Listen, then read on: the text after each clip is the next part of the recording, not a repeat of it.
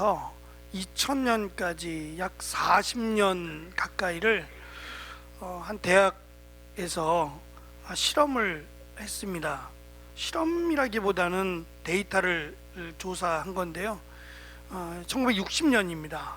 꽤 오래전이죠. 1960년부터 2000년까지 40년을 뭘 조사했냐면 이 경기에 대한 동향, 그러니까 경기가 어려웠을 때도 있고 또 경기가 성장했을 때도 있지 않겠습니까? 이 동향과 관련해서 과연 남성들은 어떠한 여성을 선호하느냐라고 하는 그 데이터를 연구를 했어요. 미국이니까 가능한 연구 같은데요. 그래서 여성 모델들을 1960년대부터 2000년까지 40년을 데이터를 조사해 봤더니 아주 흥미로운 데이터가 나왔답니다. 경기가 어렵고 불황일수록 남자들이 키 크고 덩치가 큰 여자를 좋아하더래요. 왜 그런지에 대해서는 뚜렷하게 이야기하진 않지만 아마도 경기가 어렵다라는 것이 이렇게 여성이 키가 크고 덩치가 있으면 조금 이렇게 안전해 보인다라고 하는 조금 더 일을 할 수 있지 않겠는가라고 하는 기대감은 아닐까라고 생각을 해봅니다. 우리나라도 마찬가지죠. 1960년대 요즘도 미스 코리아라고 하는 걸 하나 모르겠는데 1960년대 미스 코리아가 있었는지 모르겠습니다. 제가 그때 태어나지 않아서 하여튼 꽤 오랫동안 있었잖아요. 그래서 미스 코리아 한다 그러면은 막 굉장히 또 떠들썩했던 때가 있었는데 그때 미스 코리아 진과 지금도 하나 모르겠지만 얼마 전까지를 보면 같지 않을 겁니다. 차이가 분명히 있을 거예요.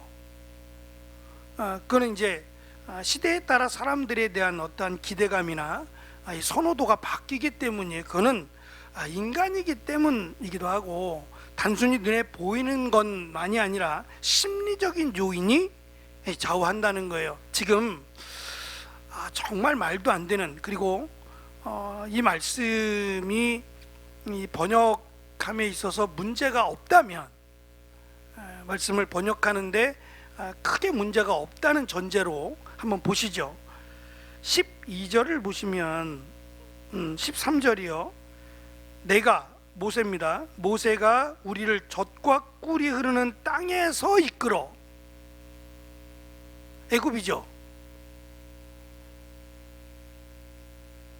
이렇게 말하면 애굽입니다. 그러니까 애굽이 젖과 꿀이 흐르는 땅이었어요. 그리고 14절로 가면 내가 우리를 젖과 꿀이 흐르는 땅으로 인도하여 드리지도 아니하고, 모세 때문에 안 된 거예요. 이게 모세 때문에 지금 젖과 꿀이 흐르는 땅에 못 들어갔다는 얘기예요. 앞뒤가 안 맞잖아요. 애굽은 누가 뭐라고 해도 애굽은 노예 생활을 했던 곳이거든요. 이스라엘의 노예로 살았던, 정말 생각하기도 싫은 끔찍한, 자기 자식들까지도 죽이려고 했던 나라 아닙니까? 그런데 그 나라를 향해서 젖과 꿀이 흐르는 땅이라고 이야기한단 말이에요. 그리고 나서 또 가나안 땅을 하나님이 말씀하신 대로 실제로도 그렇고요, 젖과 꿀이 흐르는 땅이라고 설명을 하니 앞뒤가 안 맞아요. 앞뒤가 안 맞고 지금 이들이 지금 모세에 대해서, 아론에 대해서 반역을 일으키고 있는데요, 이 반역을 일으키는 것 자체가 정말 안 맞아요. 그러니까 도무지 이해가 되지 않을 정도로 왜 이렇게까지 돼버렸냐 이거죠. 그러니까 얼마나 심리적인 그 요인이 극에 달했으면 마치 분열증을 일으키는 것처럼 감당이 안 되고 원통하기도 할 거예요. 젖과 꿀이 흐르는 땅에 지금 250명은 다 못 들어가는 사람들이에요. 제 생각에는 그래요. 250명 반란을 일으킨 사람. 그래서 레위 지파를 중심으로 한 고라하고 또 루벤 지파의 자손인 다단과 아비람, 이 셋이 작정을 해가지고 지금 250명을 끌어들인 거거든요. 이 끌어들인 250명은 다 못 들어가는 사람들일 가능성이 높죠. 들어간다면 여기 오겠어요? 괜히 여기 왔다가 못 들어갈 수도 있는데, 들어갈 수 있는 것에 대해서 감사했을 것이고, 이들은 들어가리라 생각했는데 못 들어간 거예요. 그러니까 그것에 대한 스트레스나 그것에 대해서 억울하다는 거죠. 그 억울함을 지금 말도 안 되는 설명 자체가 전혀 말이 안 돼요. 설득력이 전혀 없어요. 그러니까 이런 모습을 보면서 오늘 제가 페이퍼에도 잠깐 보시면 3페이지요. 3페이지 세 번째 단락을 보시면 모세가 고라와 반역자들에게 각자 향로를 피워 회막 앞으로 나오라고 할 때에 지금이 아니라 다음 날이라 그랬어요. 제가 이걸 찾아보긴 했는데 이 향로라고 하는 것이 지금 각자 집에 있는 거잖아요. 각자 집에 있는 겁니다. 그것을 가지고 오는데 크게 어려움이 없어요. 불을 거기다가 넣는 것만 조금 시간이 걸릴 수 있겠지만 뭐 없는 향로를 만들라는 건 아니었으니까 있는 향로에다가 불을 담아서 또 향을 거기서 피워서 가지고 오라는 거니까 뭐 다음 날까지 갈 이유는 없을 거예요. 그런데 다음 날이라고 말한 것은 기회를 주기 위함은 아닐까라는 생각도 했어요. 하나님의 심판이 때로는 아주 급하게 오는 것 같아요. 근데 이 급하게 오는 것 중에도 정말 하나님은 사랑이셔서 이들을 심판하실 거잖아요. 지금 심판하실 것임에도 불구하고 다음 날이라고 하는 여지를 남겨둔 것은 만약에 이들이 회개했다면요, 회개하고 하나님의 은혜를 구했다면 어떻게 됐을까요? 저는 용서하셨을 것 같아요. 진짜 죄를 뒤집어 쓰고 베옷을 입고 정말 진실한 마음으로 회개했다면 하나님이 이들을 심판을 멈추셨을 것 같아요. 어쨌든 지금 당장 모세가 얼마나 화가 났냐면 15절을 보시면 두 가지 때문에 그래요. 너 때문에 못 들어갔다는 거고, 모세 너 때문에 약속의 땅에 못 들어갔다는 거고, 두 번째는 우리의 눈을 빼려느냐 사기를 친다는 말이에요. 눈을 가리운다는 얘기고 앞을 보지 못하도록 만들었다는 얘기예요. 그러니까 그냥 우리를 갖고 놀았다는 이런 얘기거든요. 그러니까 사기꾼으로 해서 우리의 밭도 우리의 포도원도 그냥 갈취하려고 한다는 거예요. 모세가 약속의 땅에 들어가면 우리 건데 못 들어가면 그게 다 모세 거가 된다는 거죠. 그러니까 이것 때문에 지금 굉장히 모세가 화가 났어요. 15절에 보면 심히 노하여 이렇게 돼 있어요. 심히 노하여 하나님께 기도하기를 저들의 제사, 저들이 드리는 제사를 아예 받지 말아달라고까지 얘기해요. 이게 모세도 사람인지라 이런 거 보면 조금 완벽하지 않음을 볼 때마다 그래 사람이니까 연약하니까 라는 생각도 들기도 해요. 완벽하고 그냥 너무 철저하면 너무 괴리감이 생기는데 이렇게 좀 연약한 어쩔 수 인간이니까요. 너무 화가 나니까 이 화가 난 것을 그냥 막 쏟아붓는 거죠. 저들의 제사를 아예 받지 말아달라고까지. 그래놓고 뒤에 가서는 하나님이 저들을 완전히 멸하시겠다고 하니까 잘못한 사람만 멸하시면 안 되냐고, 이스라엘 백성들이 무슨 죄가 있냐라고 하면서 잘못한 사람만 하나님이 심판하여 주실 것을 또 기도하지 않습니까? 그만큼 화가 날 정도면 지금 당장 내일이 아니라 지금 당장 하나님이 심판하셔도 좋을 것 같아요. 어느 정도 화가 났는지. 너무 화가 났으니까. 근데 하나님은 지금이 아니라 다음 날 내일 가지고 오라고 하셨어요. 그러니까 시간을 주신 거잖아요. 기도할 수 있는 시간을, 생각할 수 있는 시간을 주셨다고 봐요. 근데 그 시간이 기도하는 시간이 아니라 오히려 반대가 됐을 것 같아요. 더 화가 나고 더 막 분노를 키우는 시간이요. 그러니까 저는 진짜 신앙은 어려울 때 확인이 돼요. 좋을 때, 행복할 때는 다 좋아요. 다 믿음이고 다 기쁘고 다 좋습니다. 근데 화가 나거나 내 문제가 해결이 안 되거나 여러 가지 이제 감당하기 어려운 그런 상황이 다가오면 그때 신앙이 나타나요. 신앙은 그냥 지식이 아니라 우리의 삶이 돼야 된다고 성경은 강조하잖아요. 그러니까 어떠한 어려움 가운데서도 기준이 내 감정이나 내 지식이 아니라 말씀이 돼야 되잖아요. 그게 저는 신앙이라고 생각해요. 이 시간이 필요합니다.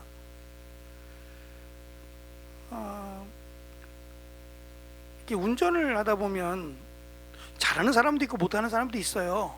그렇지만 저는 개인적으로 그래도 운전을 조금 하려면 우리나라 같은 경우는 사계절을 좀 겪어야 된다고 생각해요. 비가 올 때, 또 눈이 왔을 때, 또 뭐 더웠을 때 등등, 적어도 1년 정도는 운전을 해야 초보를 뗐다라고 저는 생각을 해요. 다양한 변화를 좀 겪어봐야 조금 안전하지 않을까요? 잘한다 그래서 그냥 마냥 한 번의 실수가 크잖아요, 차는. 그러니까 늘 조심하고, 제가 이제 하경이가 운전을 가끔씩 이제 하니까 제 차에 초보 운전이 붙어 있잖아요. 그러니까 초보 운전이 붙어 있다 보니까 차들이 제 뒤에 있질 않아요. 의뢰이 초보 운전이라고 생각하고 제가 운전을 해도 초보라고 생각하고 다 앞질러 가요. 좀 기가 막히기도 하고 웃기기도 해요. 나 같아도 그러겠다는 생각도 하거든요.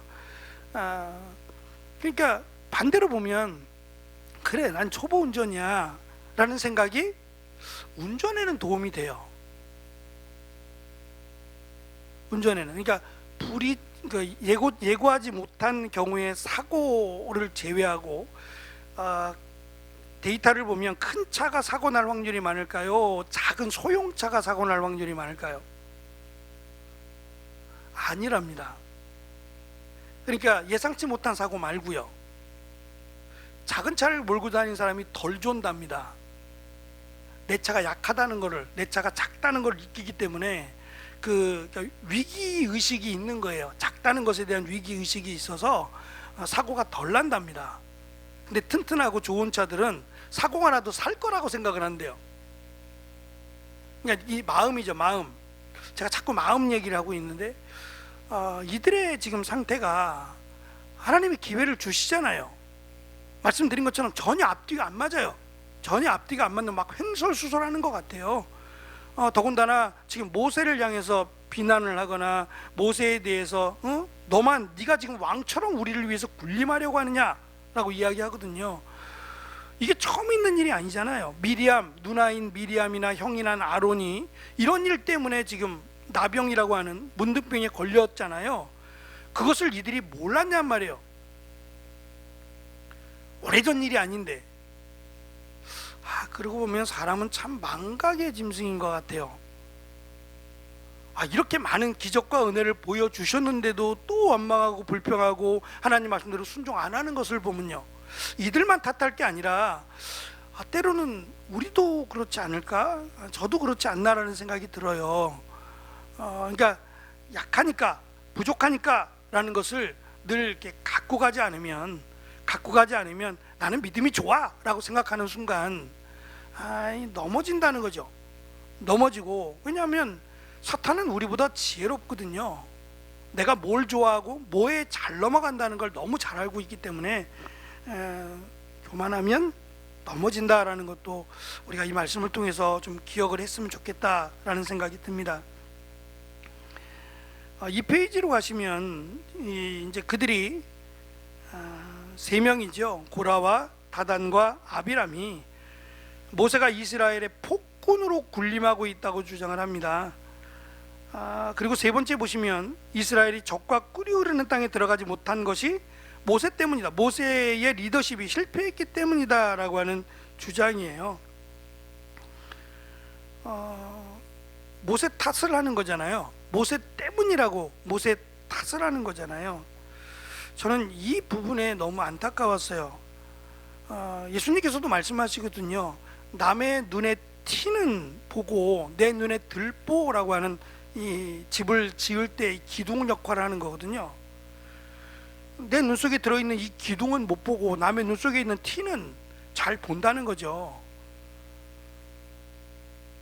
그게 사실은 인간의 완악함이기도 하고 인간의 연약함이기도 합니다. 그러니까 지금 누구 때문에 못 들어가는 거예요?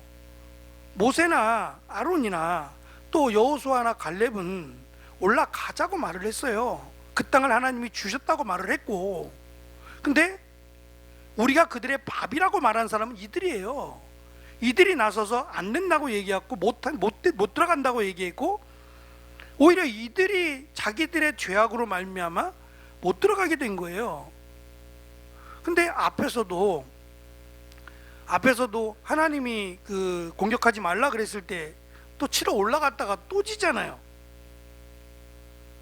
그러니까 이러한 모습들이 자기 중심적인 생각을 갖고 있어서 남의 말이 안 들어오는구나, 다른 사람이 안 들어오는구나, 또 하나님의 말씀이 안 들리는구나 라는 생각이 무섭다고 생각해요. 자기가 이미 갖고 있는 지식이나 자신의 생각이나 경험이 하나님의 말씀을 다 커트해버려요. 다 막아버리는 거예요. 그러니까 좋은 것만 듣겠다는 거죠. 좋은 것만, 나에게 이익이 되고 좋은 것만 듣고 나에게 힘들게 하는 것들은 아예 그냥 차단해버리는, 이게 이들의 지금 모습이라는 거예요. 오히려 하나님이 지금 그들을 심판하겠다라고 하는 거잖아요. 향로를 가지고 오라는 것 자체가. 그리고 내일 오라고 했으면 하나님이 내일 심판하시겠다는 얘기인데, 그러면 하루 동안에 얼마든지 자신들의 잘못을 깨닫고 또 기도할 수 있는 시간이 넉넉해요. 근데 전혀 아무도 그렇지 않았다는 것은 자기들이 옳다고 생각하는 겁니다. 이게 제일 무서운 것 같아요. 신앙생활 하면서 자기 중심적인 삶을 사람들은 남의 말 안 들어요. 그럼 정말 힘들어요. 조금 열려있는 마음을 가져야 다른 사람이 말하는 것도 듣고 또 고칠 수도 있지, 자기 틀에 갇혀서 들을 것만 딱 듣는 사람들은 대하기가 참 어렵다는 생각을 해요. 아까도 오늘 몇 번째 전화가 왔어요. 핸드폰 010이 뜨면 이 전화 안 받을 수도 없고, 그 전화를 받았는데 통화가 안 돼요. 통화가 안 돼서 끊었다가 또 제가 전화를 걸었는데 안 받아요. 끊었다가 오후에 이제 똑같은 번호가 한 번 더 왔어요. 좀 전에 왔어요. 좀 전에 와서 목소리 자기도 안 밝혀요. 제가 이제 추측하는 거예요. 목소리를 기억하고 누군지 알겠다라는 생각을 해요. 그러면서 얘기를 하는 거죠. 뭐 여러 가지 이야기를 하는데 막 혼나고 있는 느낌, 제가. 그러니까 지금 그 개혁교단의 우리 개혁교단 노예였죠. 그 노예의 지금 노회장님인 것 같아요. 지금 노회장님이신지 모르겠는데, 예배 얼마 안 남았는데 전화해가지고 막 뭐라고 하시는데, 이거 참 제가 그랬어요. 느낌이 좀 묘했어요. 이분이 나보다 나이가 많은가? 나이가 많아도 제가 그렇게 혼날 나이는 아니죠. 저 내일 모레 60인데요.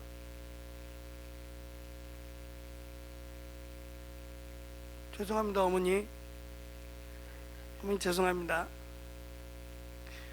혼날 나이는 아니에요. 근데 예배 얼마 전에 예배 준비 안 하나요? 금요밤 예배 없나요?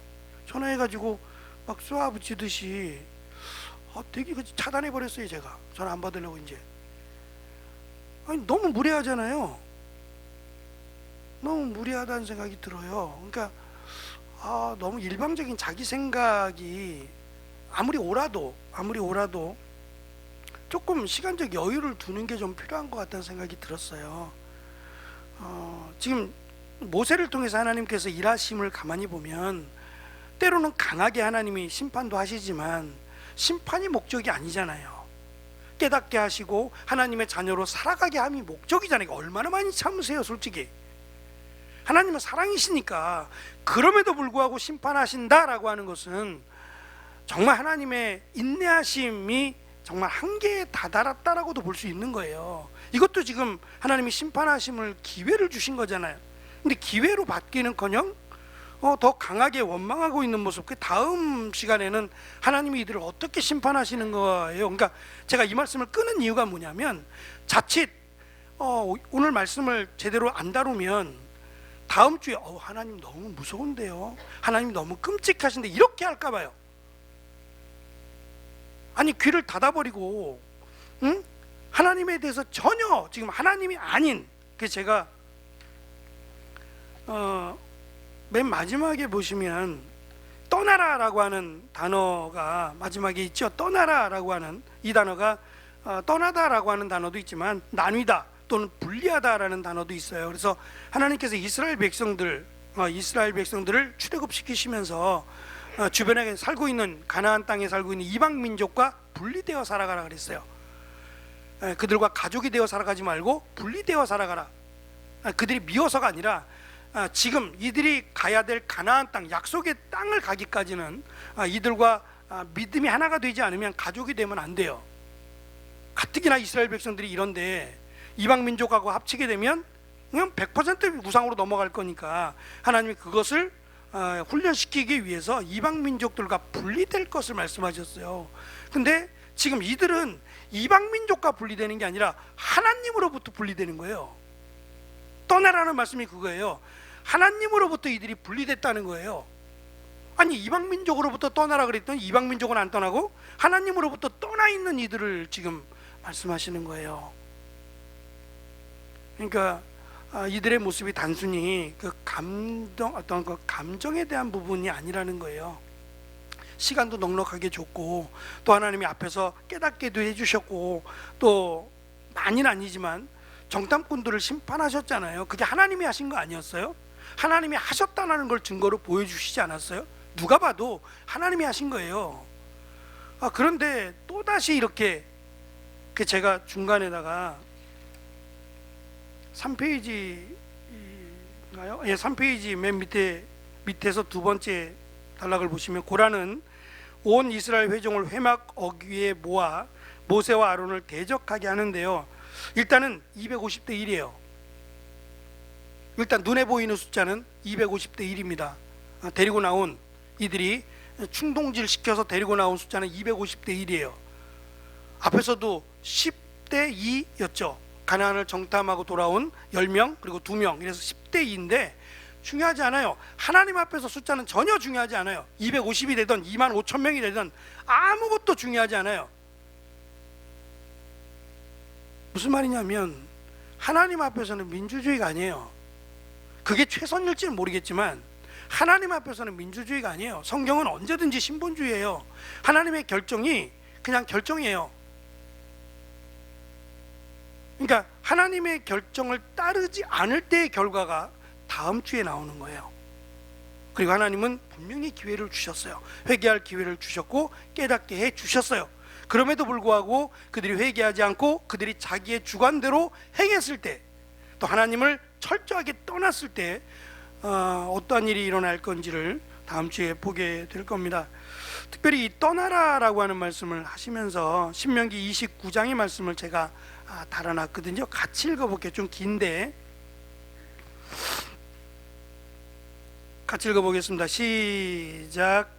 여호와께서 곧 이스라엘 모든 지파 중에서 그를 구별하시고 이 율법책에 기록된 모든 언약의 저주대로 그에게 화를 더하시리라. 너희 뒤에 일어나는 너희의 자손과 멀리서 오는 객이 그 땅의 재앙과 여호와께서 그 땅에 유행시키시는 질병을 보며 그 온 땅이 유황이 되며 소금이 되며 또 불에 타서 심지도 못하며 결실함도 없으며 거기에는 아무 풀도 나지 아니함이 옛적에 여호와께서 진노와 격분으로 멸하신 소돔과 고모라와 아드마와 스보임의 무너짐과 같음을 보고 물을 것이요 여러 나라 사람들도 묻기를 여호와께서 어찌하여 이 땅에 이같이 행하였느냐, 이같이 크고 맹렬하게 노하심은 무슨 뜻이냐 하면 그때의 사람들이 대답하기를 그 무리가 자기 조상의 하나님 여호와께서 그들의 조상을 애굽에서 인도하여 내실 때에 더불어 세우신 언약을 버리고 가서 자기들이 알지도 못하고 여호와께서 그들에게 주시지도 아니한 다른 신을 따라가서 그들을 섬기고 절한 까닭이라.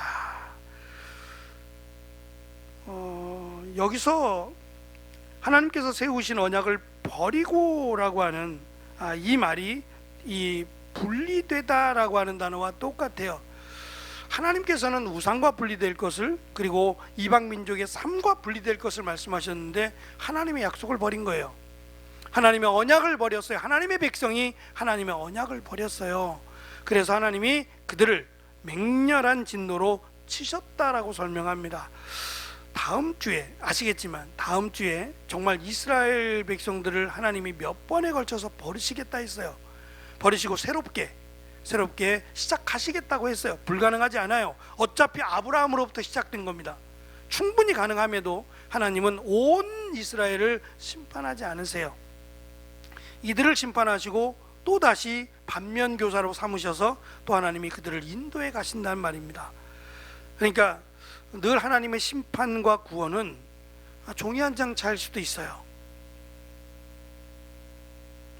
왜냐하면 이들이 이렇게 죽을 줄 알고 알았으면 나왔겠어요?